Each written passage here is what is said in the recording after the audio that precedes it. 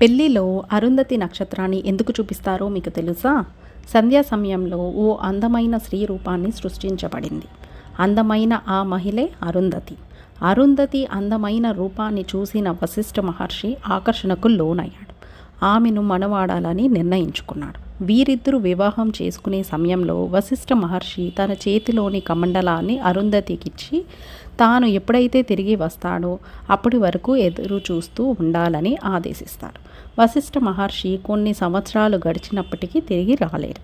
అరుంధతి మాత్రం కమండలాన్ని చూస్తూ కాలం గడిపేది. అరుంధతి చూపులను తమ వైపు తిప్పుకోవాలని ఎందరో ప్రయత్నించినా ఫలితం మాత్రం రాలేదు.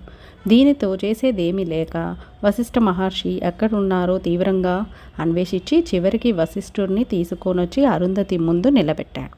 అప్పుడు మాత్రమే తన చూపులను వశిష్ఠుడి వైపు తిప్పుకుంది.